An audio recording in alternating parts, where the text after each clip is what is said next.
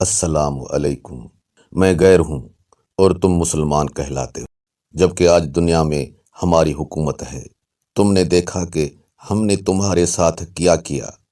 ہم تمہاری سڑکوں پہ پھرے تو ہمیں تمہارا حال پسند نہیں آیا، تو پتہ ہے ہم نے کیا کیا؟ بہت آسانی سے تمہاری لڑکیوں کے سروں سے حجاب اتروا دیا۔ دوسرے طریقوں سے تم لوگوں کے پاس اپنا لباس بھیجا۔ اپنے بازاروں کو دیکھو، سارے عریان لباس کی نمائش گاہ ہیں، اور تمہاری تہذیب کا لباس تمہارے بازاروں میں ڈھونڈے نہیں ملتا۔ اور مزے کی بات یہ ہے کہ تم نے سب قبول کر لیا۔ کیا تم کو نہیں معلوم کہ یہی حال قوم لوط کا تھا؟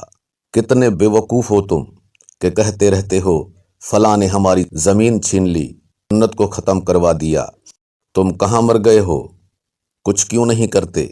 سڑکوں پر تمہاری لڑکیاں ایسے لباس میں گھوم رہی ہیں کہ نام کو لباس ہے۔ پہلے ہم نے تمہاری عورتوں کا حجاب اتارا، پھر چادریں، پھر دوپٹہ، پھر لباس چست کیا، شلواریں اونچی کی۔ اب شلوار کی جگہ ٹائٹس پہنا دیا۔ ہم نے انہیں بازاروں، راستوں میں برہنہ کر دیا۔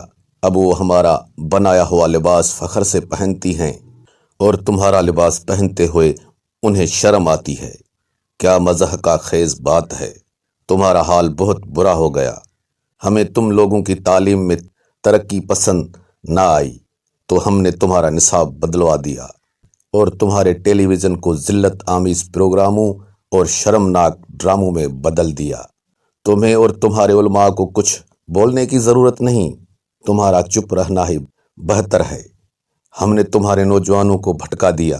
ایک دور تھا کہ تم ایک پاکیزہ اور غالب امت تھے، آج تم ذلت کی پستیوں میں اتر گئے ہو۔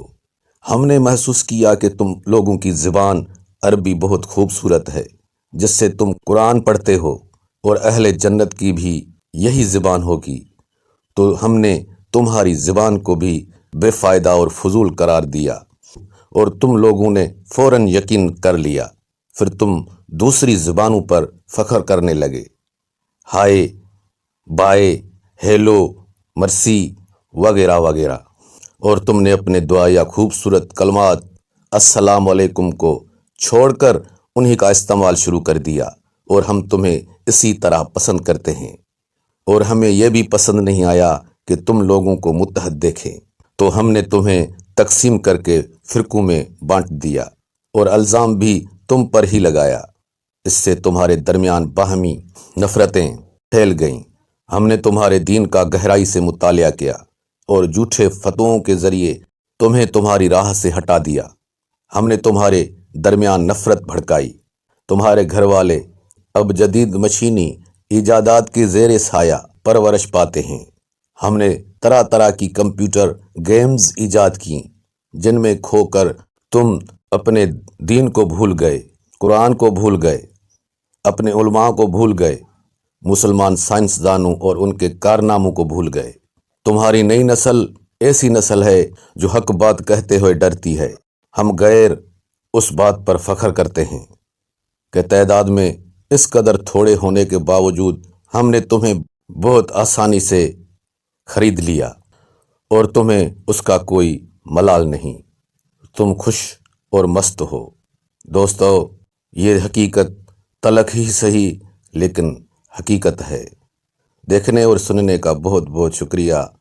دعاؤں میں یاد رکھیں، ہوشیار رہیں۔ اللہ حافظ۔